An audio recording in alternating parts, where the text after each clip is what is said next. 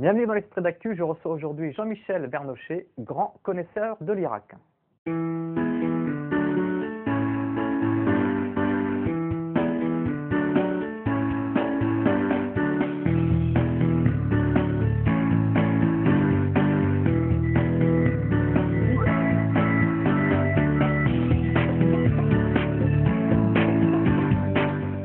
Bienvenue Jean-Michel Vernochet.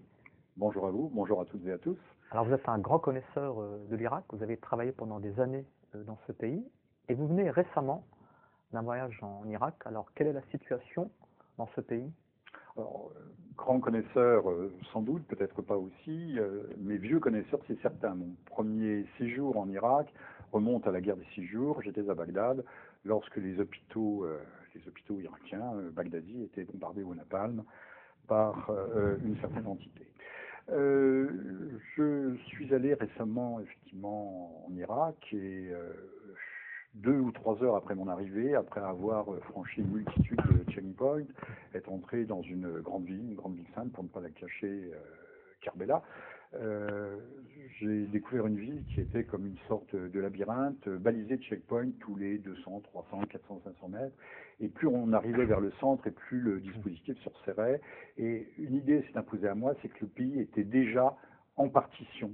Il était déjà dépecé, en quelque sorte. Même si la fiction de l'unité était maintenue à ce moment-là. Alors est-ce que la situation qui règne actuellement en Irak est le résultat direct de la politique américaine dans ce pays? Alors poser la question, c'est y répondre, c'est bien clair. Le chaos libyen est le résultat immédiat de la politique de la France, qui a tiré d'ailleurs tout le monde aujourd'hui met la situation libyenne sur le dos de la politique de Paris, aussi bien de M. Bernard-Henri Lévy, etc. Ce qui est vrai, bien entendu, mais pas uniquement. Le chaos, on peut parler aussi de chaos, d'aimable chaos en Afghanistan, au Yémen ou partout ailleurs, c'est le résultat direct de la politique américaine. Cela va de soi. Alors le Qatar et l'Arabie Saoudite, qui après avoir fourni et financé des djihadistes, cherchent maintenant à lutter contre ces mêmes djihadistes. Comment expliquez-vous ce revirement? Écoutez, c'est assez simple. Lorsque vous êtes au volant d'un véhicule, vous avez 2 pédales principales. Je ne parle pas de l'embrayage, vous avez un accélérateur et un frein. Or, à un moment donné, on accélère quand c'est nécessaire, mais quand il s'agit de négocier un virage, il y a en politique des revirements, des changements de cap. Et là, aujourd'hui, nous sommes à un changement de cap. Peut-être revenir sur cette question, et donc il s'agit de freiner. Je rappellerai que les Séoudiens, Ibn Saoud est arrivé au pouvoir au milieu des années 20, après avoir créé les Ikhwan, les frères, la grande fraternité, djihadistes, takfiristes, salafistes, wahhabites, wahhabou, takfiristes, appelez-la comme vous voudrez, en 1912. Mais en 1929, arrivé au pouvoir, il faisait massacrer tous les Ikhwan. Donc on se trouve dans un cas de figure, vous voyez, aujourd'hui ce n'est pas nouveau qu'on se retourne contre ses propres alliés qui idéologiquement sont trop absolutistes ou veulent aller trop loin ou ne sont plus maîtrisables. Alors Obama a mis en place une coalition internationale. Alors comment cette même coalition compte-t-elle intervenir en Irak? Alors écoutez, cette coalition remonte à la nuit dernière, c'est-à-dire la nuit du 10 au 11 septembre 2014, 13e anniversaire des attentats du 11 septembre. C'est une stratégie, alors qu'il y a encore 10 jours, il disait qu'il n'en avait pas. Elle est très simple, regrouper une alliance assez large, en dehors d'ailleurs de toute légalité internationale, comme d'habitude, mais la légalité, c'est la légalité de la force. Alors nous avons le Royaume-Uni, l'Allemagne, la France, le Qatar, l'Arabie Saoudite, les Émirats Arabes Unis, l'Égypte, la Jordanie et la Turquie. Je pense, si j'en ai oublié, ce n'est pas très grave. À partir de cette coalition, il va y avoir une guerre aérienne qui va être conduite.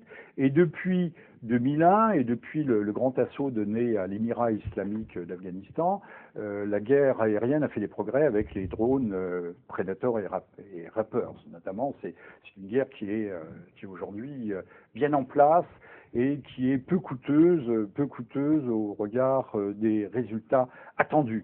Ceci étant dit, ce que l'on ne dit pas, cette guerre aérienne assortie d'un financement, d'un armement, d'équipements, les États-Unis vont envoyer plusieurs centaines d'hommes pour former les Peshmerga, les combattants de la mort kurdes, les équiper, également reformer des cadres opérationnels de l'armée irakienne, restructurer cette armée irakienne, donc des armements, un appui logistique, mais également en Syrie. On va réarmer, et là c'est un point important, on va réarmer la rébellion dite non djihadiste ou non salafiste en Syrie.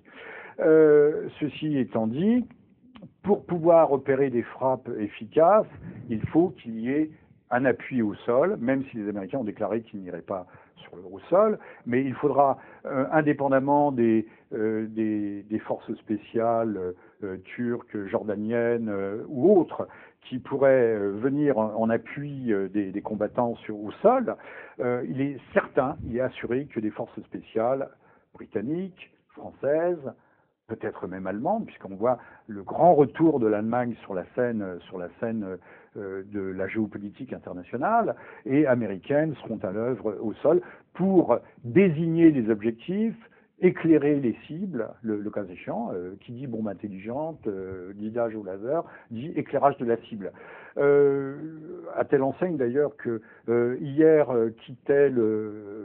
après-midi, le polygone de tir de Bourges, enfin c'est un vaste corps militaire au centre de la France, il y avait plus de 50 gros porteurs de chars légers, ce qu'on appelle les VAB, les véhicules blindés de l'avant, qui quittaient, qui venaient d'être repeints aux couleurs sable. Donc, qu'on le dise ou non, les Occidentaux se préparent à des opérations terrestres.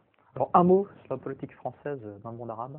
Alors, je voudrais quand même conclure sur la dernière question, c'est que il ne s'agit pas seulement de frapper l'État islamique au Levant et en Irak et au Levant, ou l'État islamique tout court, ce nouveau califat. Il s'agit peut-être, et là on doit y réfléchir et être très attentif, penser que ce califat islamique va devenir le réel prétexte pour relancer la guerre en Syrie, puisque l'on va réarmer les rebelles syriens, la dissidence syrienne, pour soi-disant combattre l'État islamique.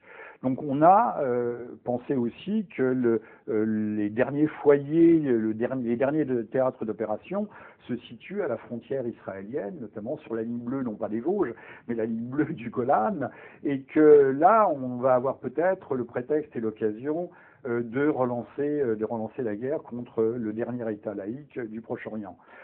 Penser que, de ce point de vue, que peut-être l'État islamique, sans dire que c'est une fabrication totale et planifiée par les occidentalistes, il n'en demeure pas moins que la question se pose. Pensez que le calife Ibrahim, alias al-Baghdadi, est photographié en juillet 2013 aux côtés de John McCain, qui a été candidat à la présidence, vous le savez, ce néo-conservateur. Donc là aussi, il y a à la fois une collusion et il y a des questions qui se posent de façon extrêmement aiguë. Vous n'avez pas répondu sur la politique française dans le monde arabe? Alors, la politique française dans le monde arabe, elle n'existe plus. Elle s'alignait sur un axe Londres-Washington, puisque je pense que Londres est tout à fait, en tout cas la cité de Londres, l'hypothalamus de la finance mondiale se situe à Londres.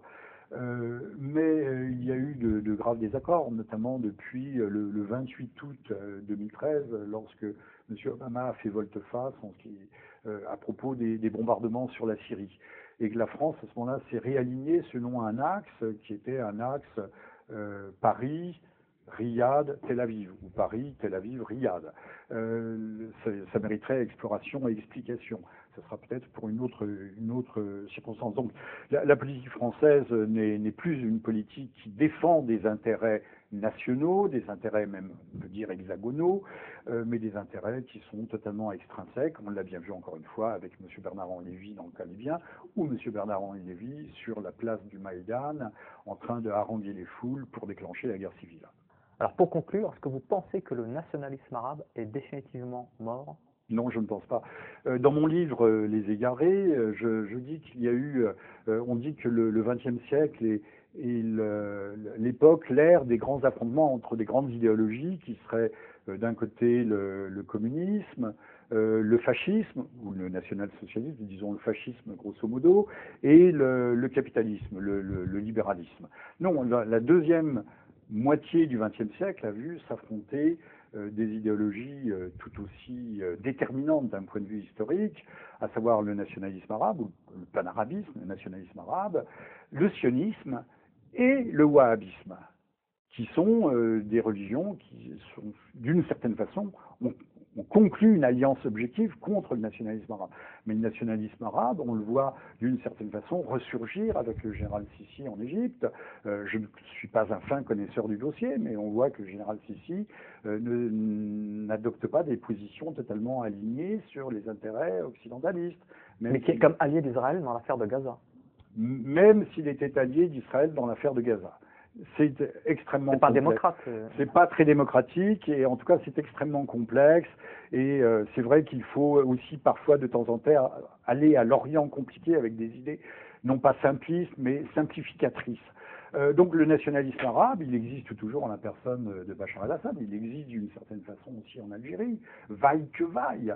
Bachar el-Assad a remporté des élections, même ceux qui lui étaient opposés s'y sont ralliés parce que c'est un facteur de stabilité et que le pays, bien sûr, était dirigé par un clan et que ce clan avait une mainmise assez dure, assez ferme sur le pays, mais encore une fois, il y avait le pays fonctionnait. Là aussi, je vais redire vaille que vaille. D'ailleurs, le clan Assad n'est plus aussi soudé qu'il l'était, puisque le patron, qui est un oncle ou un proche parent par alliance de Bachar el-Assad, le patron des renseignements généraux syriens vient d'être limogé. Ce qui montre bien aussi qu'aujourd'hui, le clan Assad n'est plus quelque chose de totalement intouchable et qu'il y a une évolution du système, ce dont il faut se féliciter. Mais moi, quant à moi, je suis persuadé que le nationalisme arabe, dans le meilleur sens du terme, c'est-à-dire assorti d'un laïcisme qui n'est pas un athéisme, bien entendu, c'est ce que je développe aussi dans mon livre Les Égarés, que ce laïcisme permet une vie, une cohabitation tout à fait harmonieuse entre communautés, notamment communautés confessionnelles. Merci à vous, Jean-Michel Vernochet. Merci à vous aussi. Alors je rappelle que vous êtes l'auteur du livre Les Égarés, le wahhabisme est-il un contre-islam aux éditions Sigeste.